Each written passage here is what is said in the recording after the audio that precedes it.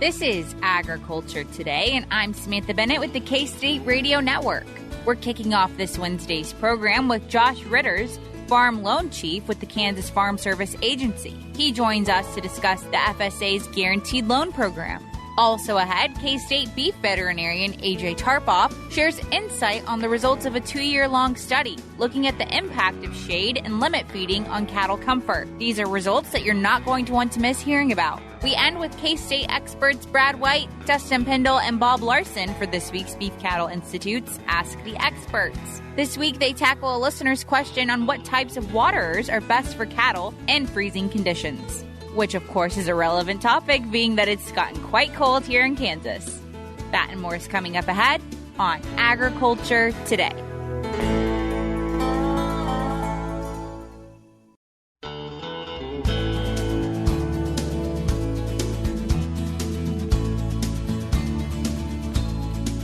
This is Agriculture Today. We are joined now by one of our friends from the Farm Service Agency here in Kansas, Josh Ritter. He is the Farm Loan Chief with the Kansas FSA. So, Josh, thanks for joining us. Hi, thanks for having me today. Absolutely. So, what topic do you really want to talk through today? Yeah, I think today I'd like to discuss FSA's Guaranteed Loan Program. Unlike our direct loan programs, which we've discussed before on this program, the FSA makes those loans. With our guaranteed loans, they're made in service by commercial lenders, such as banks, credit unions, and farm credit system institutions. Under this program, FSA guarantees up to 95% of the loss of the principal and interest on the loan. And in a lot of cases, the FSA guarantee allows lenders to make agriculture credit available to farmers who do not meet the lender's normal underwriting criteria.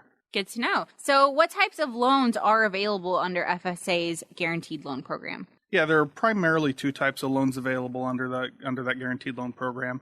The first type are guaranteed operating loans, which can be used to purchase livestock, farm equipment, feed, seed, fuel, and can also be used for other operating expenses. Operating loan funds can also be used to refinance debt under our Guaranteed Loan Program. The second type of loan available under the Guaranteed Loan Program are farm ownership loans. Farm ownership loans may be used to purchase farmland, construct or repair buildings and other fixtures, and develop farmland to promote soil and water conservation, and they can also be used to refinance debt too. So a lot of diversity there in terms of how these loans can be used. Yeah, it gives producers a lot of different options. Absolutely. And then under these guaranteed loans with the FSA, is there a maximum loan amount? And then how are loan terms and interest rates determined through the FSA? Yeah, there is a maximum loan amount under our guaranteed loan programs. Currently, that limit is set at $2,037,000, and that amount is adjusted annually based on the rate of inflation. Loan terms vary according to the type of loan and the collateral securing the loan and the producer's ability to repay. So there's a lot of different variables that go into determining that. But the maximum loan term for an operating loan is 7 years, and then the maximum loan term for a farm ownership loan is 40 years. And then that interest rate will be determined by the lender making the loan. In terms of those annual changes when it comes to being adjusted here, inflation's kind of through the roof right now. So is that during the fiscal year adjustment, or is that at the end of this year, 2022? That's a great question. And it's adjusted every fiscal year. And our fiscal year ended September 30th, so it's adjusted up at that point. Excellent. So those adjustments have already been made for those tuning in now and listening to this, so no worries in that changing anytime soon. Right, yep. Excellent. Good to know. You mentioned earlier on that FSA can guarantee up to 95% of the loss on these loans. How is that percent of guarantee determined? Yeah, for most loans, the maximum guarantee is 90%, and that percentage will be determined by FSA based on the risk involved in the loan. The lender may also receive a 95% guarantee when the purpose of the loan is to refinance a direct FSA farm loan, or a loan is being made to a qualified beginning farmer or socially disadvantaged farmer, or the loan is made to a farmer participating in FSA's down payment loan program, which is a direct loan program available to beginning farmers, socially disadvantaged farmers, and veteran farmers. Whenever you all from the FSA come in, you often mention these terms, beginning farmer, socially disadvantaged farmer, and veteran farmer. Can you kind of define what those are for our listeners? Yeah, I'd be happy to. For FSA farm loan purposes, a beginning farmer is an individual or entity who has not operated a farm for more than 10 years and substantially participates in the farm operation. Also, to qualify as a beginning farmer for a farm ownership or real estate loan, the applicant cannot own a farm greater than 30% of the average farm size in the county at the time of application. So that's a different limiting factor. So just hypothetically, if we had a producer in a county where the average farm size was 1,000 acres, they couldn't own more than 300 acres to still be termed a beginning farmer for this program. Moving on, a socially disadvantaged farmer, or SDA farmer, is defined as belonging to a group whose members have been subject to racial, ethnic, or gender prejudice because of their identity as a member of a group without regard to their individual qualities. So these groups for FSA consist of American Indians, Alaskan Natives, Asians, African Americans, Native Hawaiians, Pacific Islanders, Hispanics, and women. The third group I want to define is what a veteran farmer is for FSA, and that's a farmer who has served in the armed forces, who has not operated a farm, or has operated a farm but not for more than 10 years, or is a veteran who served in active military and first obtained status as a veteran farmer during the most recent 10-year period. So basically, to meet the definition of a veteran farmer for FSA, the applicant needs to be a veteran that's operated a farm for less than 10 years, or they have to have received their veteran status within the past 10-year period. So it's not you have to have both of those. It's kind of an either-or situation. Right, yep. And then in terms of the guaranteed loans offered by the FSA, are there any fees associated with these loans? Yeah, the lender can charge the borrower fees for the loan provided they're no greater than the fees charged to non-guaranteed customers for similar transactions. So there will be fees from the guaranteed lender themselves. But on top of those fees charged by the lender, FSA is also going to charge the lender a guarantee fee of 1.5% on the guaranteed portion of the loan. And this is a fee that can be passed on to the borrower. And the guarantee fee can be waived in certain instances, and they can be waived when the majority of the loan is to refinance a direct FSA farm loan, or once again, that loan is being made to a beginning farmer, socially disadvantaged farmer, or veteran farmer participating in our down payment loan program. Good to know for sure. And then who manages these loans once they're closed? Yeah, the guaranteed loans are the property and responsibility of the lender from the time of loan making through loan servicing until the loan's paid in full. So the lender is responsible for servicing their guaranteed loans in the same way they service any other loan in their portfolio. The lender is also responsible for making sure the guaranteed loan complies with all FSA program requirements. Absolutely. When it comes to these guaranteed loans, who really, if we were to outline a candidate for it, who can apply for these loans? Sure. And first, just to clarify, I want to make it clear that producers who want to apply for a guaranteed loan are going to apply with the lender of their choosing. Then the lender is going to work directly with FSA if that lender determines they want to pursue an FSA guarantee. The producer does need to meet certain eligibility criteria, though, to qualify for an FSA guaranteed loan. And that includes that the producer must be a U.S. citizen or legal resident alien. They have to have an acceptable credit history as determined by the lender. They need to be able to demonstrate the ability to repay the loan and provide sufficient security for the loan. They need to be the owner and or operator of a family farm after the loan is closed. And they have to be unable to obtain a loan without a guarantee. So that clarifies a lot of questions that maybe some people have that are tuning in. And once again, those questions that listeners may have, if they have more of them about these guaranteed loans through the FSA, where can they get those questions answered? Yeah, if a producer or even a lender has questions about the program, they should reach out to their local FSA Farm Loan Program office.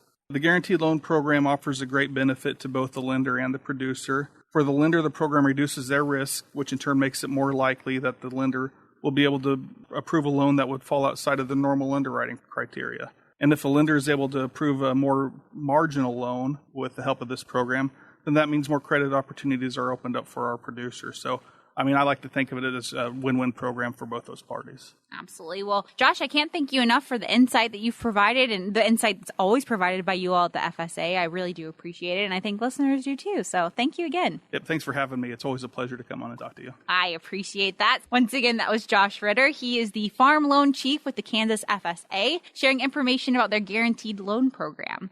Before we cut to a short break, a quick wheat scoop from the Vice President of Communications at the Kansas Wheat Commission, Marcia Boswell. The familiar smells of cooking Thanksgiving dinner waft through the air each November, wrapping us all in the shared memories of time spent together. Whether it's a warm, soft roll on the side of the plate or cutting into a pie with the perfect crust, wheat's place at our family dinner tables makes it no surprise November is also National Bread Month. We want to share some of our favorite holiday recipes with you this week as you prep for the coming holiday. Whether a tried and true roll recipe brings those familiar smells and tastes to the table, or you try something new this year like a bread sculpture, making and breaking bread is a long-standing Thanksgiving tradition. Most importantly, we express our gratitude during this month to all those who support Kansas wheat farmers by including wheat products in their family meals this month and all year round. Try our brown and serve wheat rolls.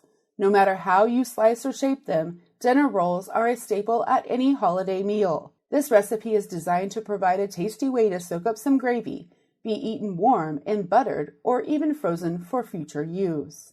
Try Mom's favorite pie crust.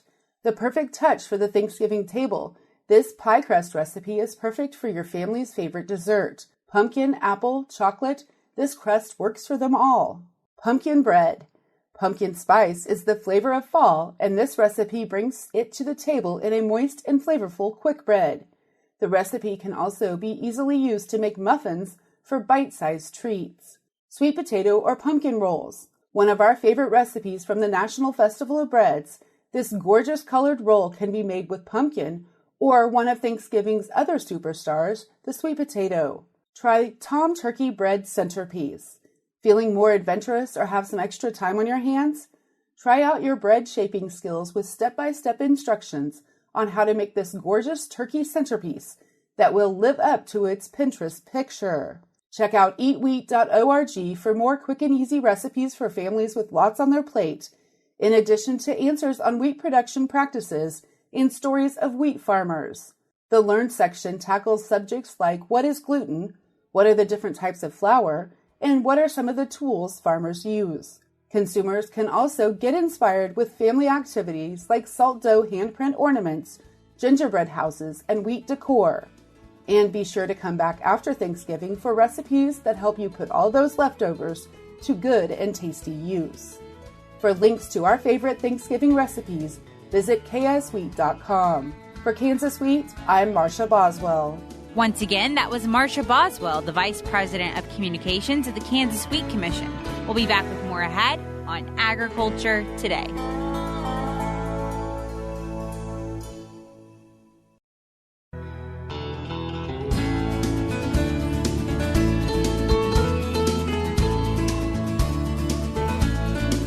This is Agriculture Today. We are back now with AJ Tarpoff. He is a K-State beef veterinarian, and he's joining us today to share some insight on research that he and one of his graduate students have been doing lately, and it's shade research, but also limit feeding research. So, AJ, thanks for joining us. Yeah, it's a pleasure to be here today. Absolutely. So some really interesting research, obviously timely research, I think, for sure. But give us some background on this research. Roughly 2 years ago, closer to 3 years ago, a colleague of mine, Dr. Dale Blasi, over in the Animal Science Department, we got together and we really wanted to answer practical questions that producers have. How do we increase the efficiency of our animals, increase their comfort in growing and developing and starting cattle? Okay, so that's kind of what the area that we wanted to work in. You know, stocker backgrounder, getting higher risk animals started and up and going, but especially during the summer months. Right? We're pretty accustomed to heat stress here in the state of Kansas. It's a factor that always comes in, but what are we doing, or what are some mitigation strategies that we can do, or are there different types of mitigation strategies that we can put together and have an even bigger outcome? And that's kind of where the question started. So where the question started is, well, what about something as simple as feed management? How we feed, why we feed, the components of what we put into the ration, does that have an impact on heat stress? And the thought process there is, well, there is a heat of fermentation. Whenever we feed cattle, we don't directly feed cattle, we feed the rumen microbes that have to ferment the feed stuff, break it down, and a byproduct of that is heat release.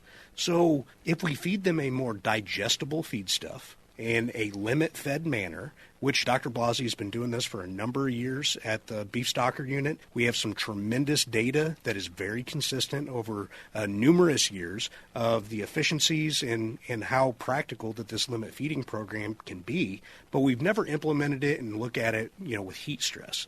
So the idea is, okay, more digestible versus a high roughage, high, hay type of ration, which would be more typical of backgrounders, versus a higher co-product, corn co-product, whether distiller grains or corn gluten feed, where we can see that trade-off.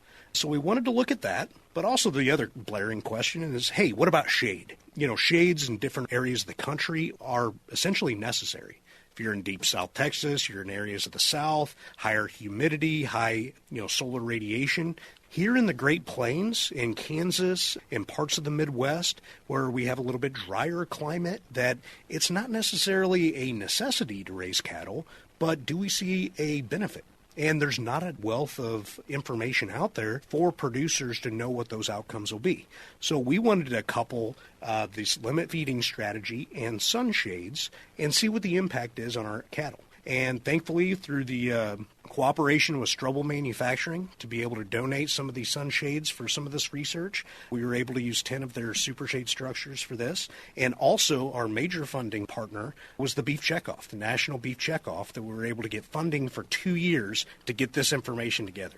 Research like this, not only does it take time, but it takes funds too, like you just outlined. So thankful for those people that helped make this happen for sure. And you mentioned, obviously, the limit feeding aspect of it here. So what sort of limit feeding pattern did you guys follow specifically for this study? Yeah, so the limit feeding program that we used, it was very simple. It's about 40% co-product in the diet.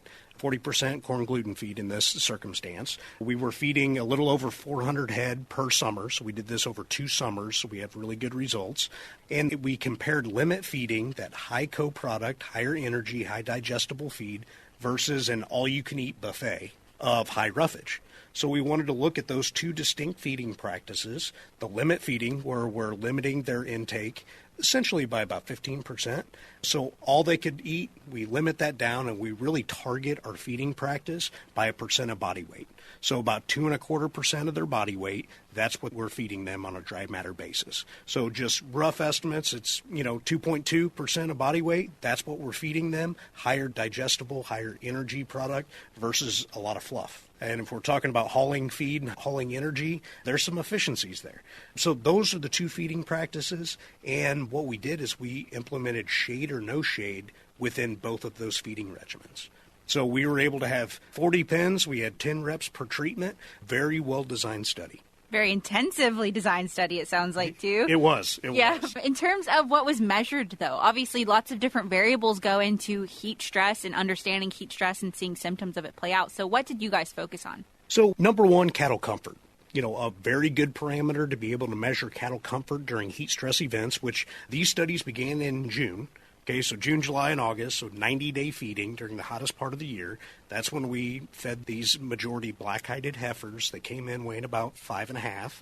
So we started them during the summer, and what we measured was panning scores. So as cattle try to dissipate heat, they will increase their respiratory rate. So they essentially pant.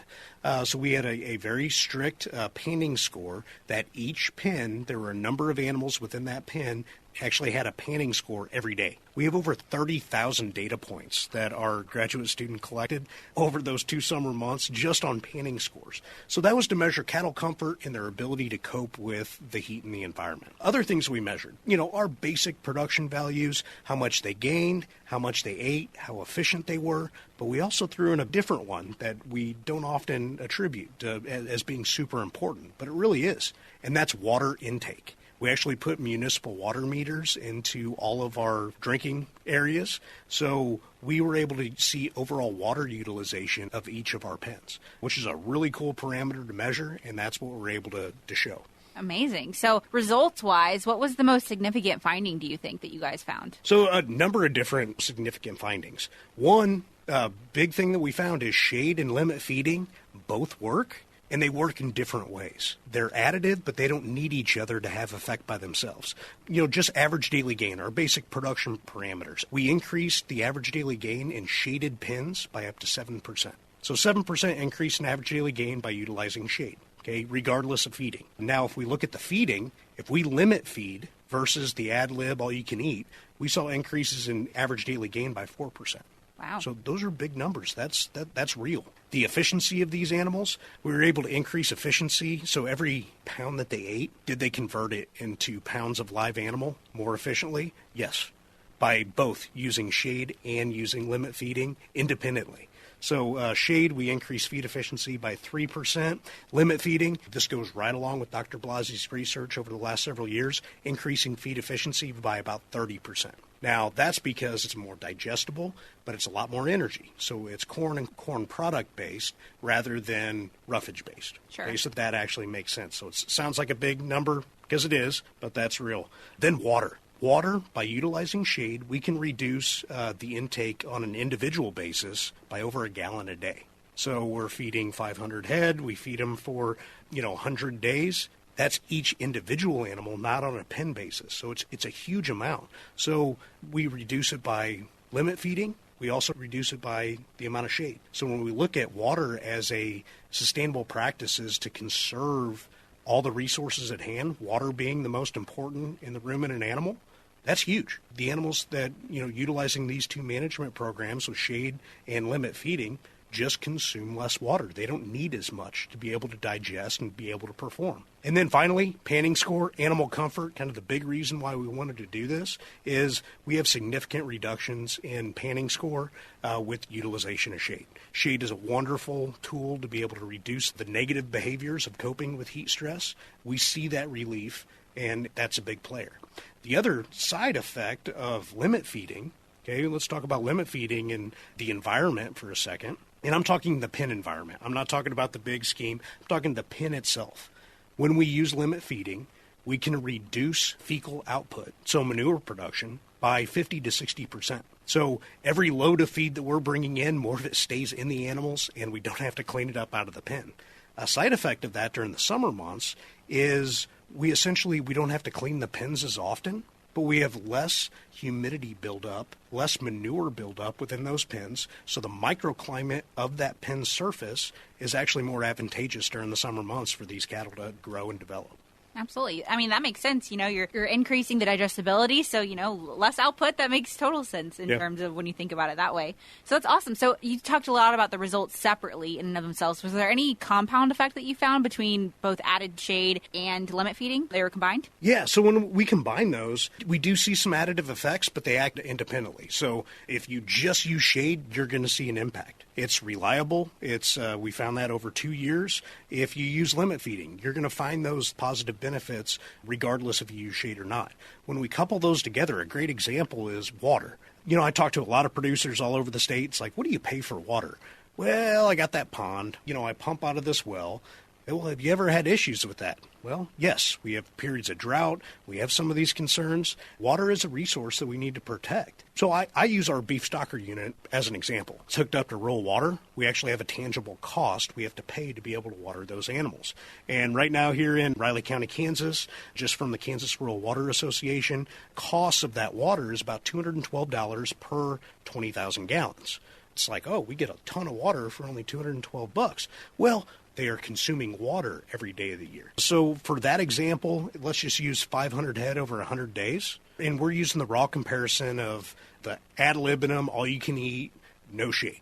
Let's compare that to limit feeding with shade. We will reduce on a per head basis over that 100 days, 210 gallons per head reduction of intake. Well, what is that on a dollar value just for 500 head for 100 days? That's over $1,000. That's a real tangible cost, right? And that's using limit feeding and shade structures. Now, if we just use limit feeding, we still see big savings. We do nothing else different. All we do is that, just the water savings. I'm not talking about the increase in efficiency, increase in average daily gain, more pounds to sell. Just doing nothing else but some of these strategies, just the savings in water cost. And just using limit feeding, it's about 110 gallons per head over that 100 days. And, that's getting closer to $600 in cost savings. That's an example of what we see together, but that's a real tangible, real answerable question on, hey, does limit feeding and use of shade, does it make sense? Well, here's some information that we shared at the Stocker Field Day that I've been talking with you about. Their producers have more interest. They can listen to that online. You can go to the Animal Science Extension website, ksubeef.org. There should be a link there through Stocker Field Day where you can watch it on YouTube. Again, this is a big thank you to everybody at the K-State Beef Stocker Unit, our sponsors with the National Beef Checkoff, Strobel Manufacturing, all the graduate students, all the help out at the Beef Stocker Unit. This has been a very fun project to take on, but it's also very practical, very beneficial for the producers of Kansas. Absolutely. A meaningful research project, of course. And hopefully, producers tuning in, they'll check out that resource that you just talked about that's listed on the website. And I'll have that linked in the show notes of today's program, which, as always, can be found on agtoday.net. But, AJ, thank you so much. This was such a fun conversation. Yeah, thank you. Absolutely. Once again, that was AJ Tarpoff. He is a K-State beef veterinarian, sharing insight on some research that him and a team of graduate students here at K-State recently did on shade and limit feeding. We'll be back with more ahead on Agriculture Today.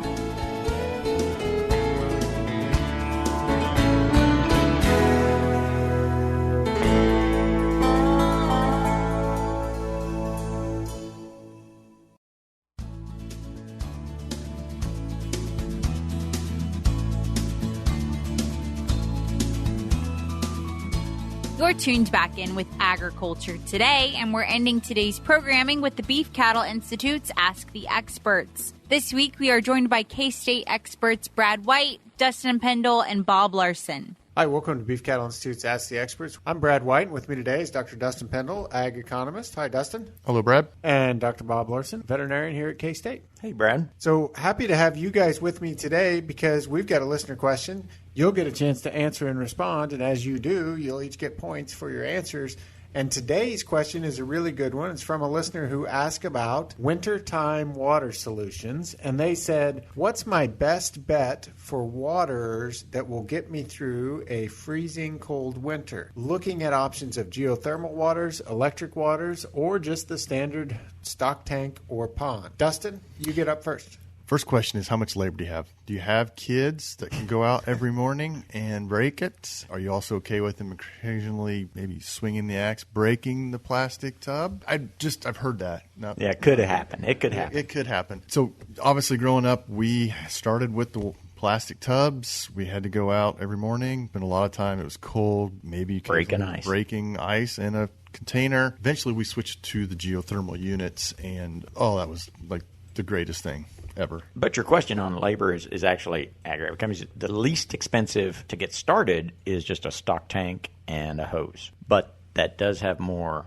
labor. It has more risk of freezing up. And it really comes down to, so from an animal health standpoint, because this is barely an animal health question, but it's from the standpoint that water is the most important nutrient. It's a nutrient that cattle need every day. We don't want the water to be frozen and have them not have access for a while. So I do need a plan to keep the water open. So regardless of what we choose, it's got to stay open. The other health issue, though, is with electricity, occasionally you can get a short in the system, and even though the water is not frozen, there's a current going through it and the cattle won't drink from it. And sometimes that's hard to pick up. So I do like the non-electric geothermal type method so that I can avoid some of those problems. But I've got the cost in place. Yeah, so.